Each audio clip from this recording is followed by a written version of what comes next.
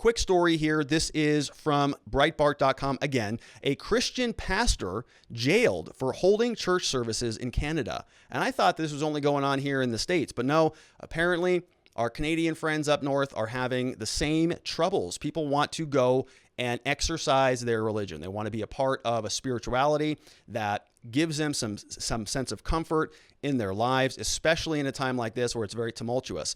And apparently in Canada, just like in other parts of the country here, not allowed to do that. This was an interesting story. Reverend James Coates of GraceLife Church of Edmonton turned himself into the police on Tuesday, 2 days after officials attended Sunday service to assess compliance with conditions issued to the pastor. Police said in a news release on Wednesday. Authorities from the Alberta Health Services and the Royal Canadian Mounted Police determined that Pastor Coates, quote, was not complying with his undertaking release conditions issued by the authorities. GraceLife has held worship services for 3 consecutive weeks after it was ordered to close at the end of January because of restrictions related to the coronavirus. The officers told Coates that he could be released if he promised to discontinue Sunday services, which the pastor refused to do.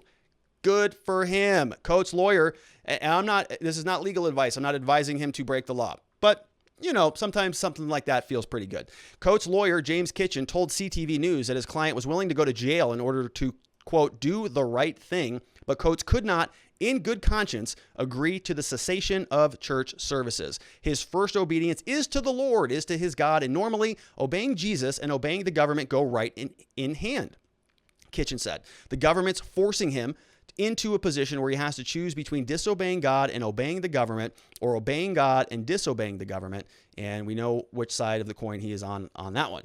Coates has been charged with 2 counts of contravention of the Public Health Act. And I don't do criminal law in Canada, of course, but that sounds like a somewhat hefty charge for failing to comply with a condition of his release. A spokesman for the Mounties said that the pastor has been given a second court appearance for next Wednesday. In a statement, GraceLife laid out its position on the government lockdowns and their effectiveness. It says here, we do not see our actions as perpetuating the longevity of COVID-19 or any other virus that will inevitably come along. If anything, we see our actions as contributing to its end, the end of destructive lockdowns and the end of the attempt to institutionalize the debilitating fear of viral infections. Preach, my friend.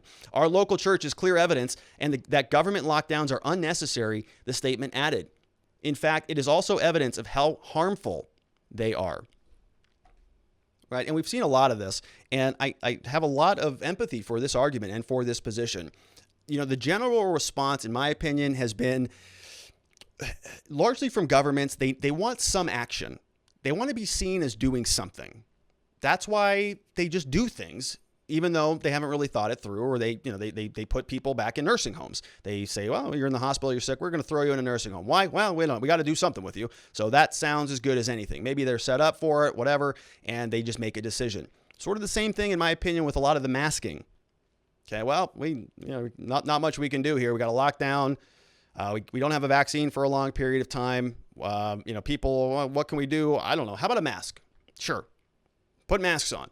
Is that going to cure anything or solve the situation? No, of course. We've been wearing masks for a year. Still going on. Hasn't solved anything. Arguably has reduced the spread, has reduced the number of casualties. I don't know. Maybe it has, maybe it hasn't.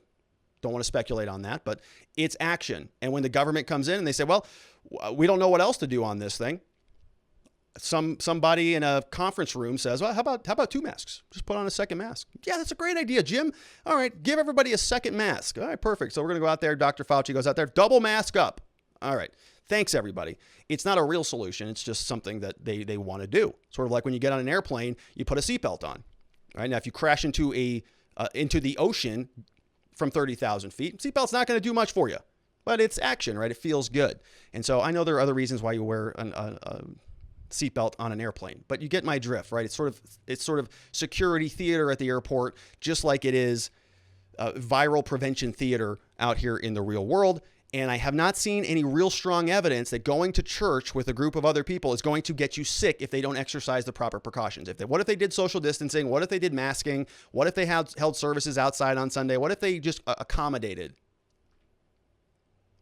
Would that be okay or no? Or is it just action for the sake of action? It's lockdowns for the sake of lockdowns. And this guy just said, all right, enough of that already, right? I'm sick of the debilitating fear of viral infections. I'm sick of not being able to worship my Lord and God. And he's taking a stand for it. So hats off to him. This is what the guy looks like. It says GraceLife Pastor James Coates remains in custody. This was published yesterday. GraceLife Church Update number 2. James Coates remains in custody following the charges. A bail hearing in front of a justice and a court appearance in front of a judge this morning. February 14th, Valentine's Day, the police attended the GraceLife Church to assess compliance. Observations were made that Coates was not complying with his undertaking release conditions, and the church was not in compliance. James Coates turned himself in, charged with 2 counts. Following a bail hearing, Justice Coates was to be released. So the judge was going to let him go, but he remained in custody overnight after refusing to agree to those conditions. Then this morning, he still continued to refuse to agree with those conditions, and a judge's order was issued compelling him to attend court on Wednesday, February 24th. So that'll be next week. Quote here, we've been consistent in our approach of escalated levels of enforcement with Pastor Coates. We were hopeful to resolve this issue in a different manner, said Inspector Mike Loken. The pastor's action and the subsequent effects those actions could have on health and safety of citizens dictated our response in this situation. So, so the poor police, they're just out there doing their jobs. They're just trying to enforce the situation. They asked him a number of times, hey, you got to close your church. He said, I'm not going to do it. I'm not going to do it. And I don't know much about Canadian law. I don't know if they have a Bill of Rights or a free exercise clause or anything like that. But, we certainly do here in the United States. And still, they're trying to shut churches down, and they're being successful at that. We have Jeremy Matrita says, weren't there a lot of pastors arrested for holding church last year? I think there were in the U.S. I don't recall. We weren't doing the show when this all started. I think we just started doing the show, and so I really wasn't diving into a lot of these issues back then. I was trying to make sure we didn't lose our business in the light of lockdowns. And so the show sort of came about in the latter part of last year. And so I wasn't just really focused on it, but I would guess that there were, right? I would guess that there would be a lot of people who were trying to do this stuff. I know the gym owners, I think there's a gym owner around the country who's accruing like $1 million in debt for the penalties for staying open. And so the same types of issues have certainly been happening here. Another question over from locals.com says, Jeremy Matrita says, new mask guideline from Fauci. There you go. Let's see how many this is. We got 1, 2, 3, 4, 5 there, 6, 7. It's like 20 masks there. So I think that's probably the answer.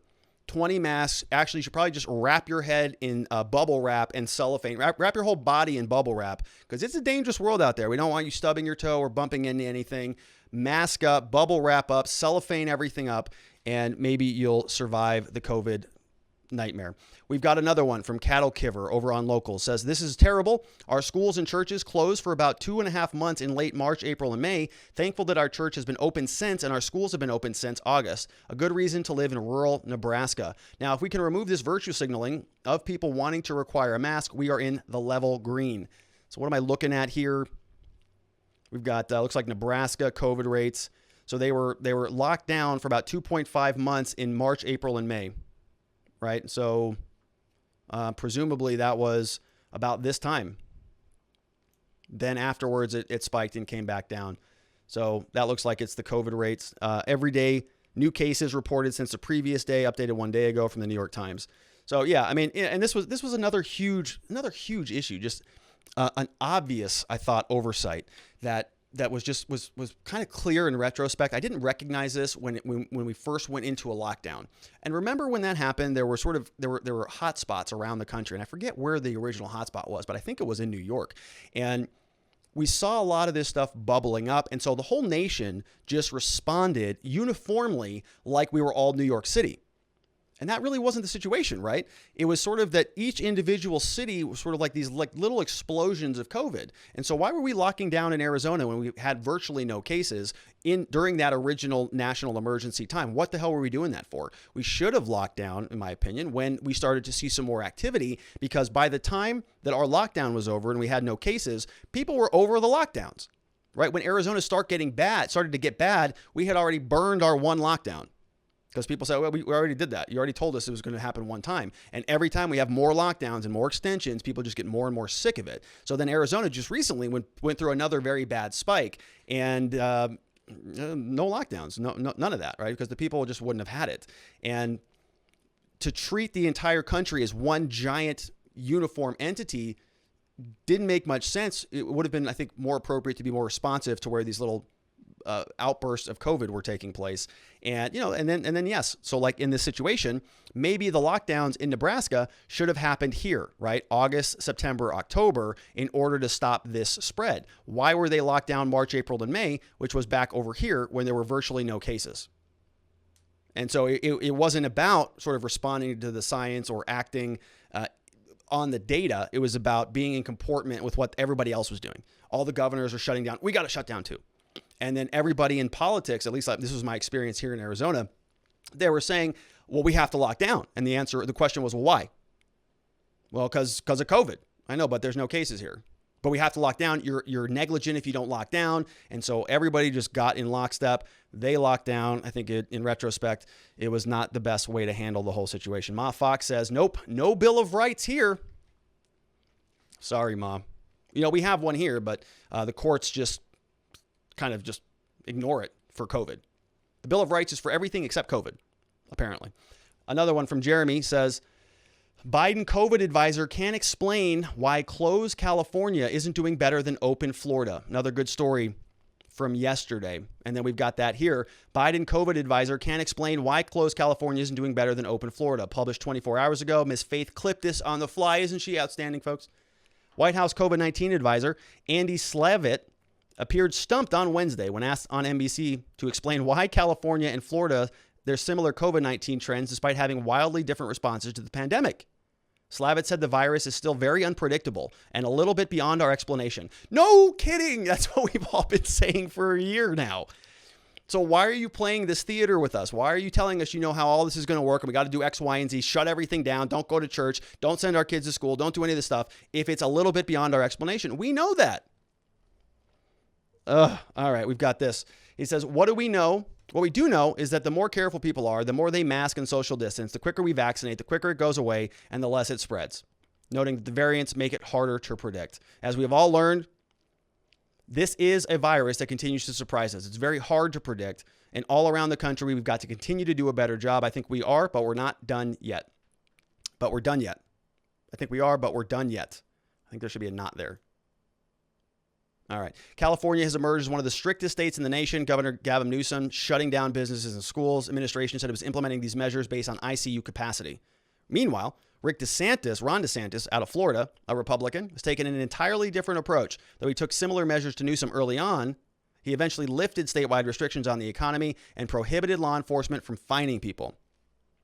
So 2 different ways to handle it. My opinion, one is the right way. One is absolutely the wrong way. All right, so we've got another question that is loading up right here from Jack Alaya from Miss Faith. Let's see what's going on here.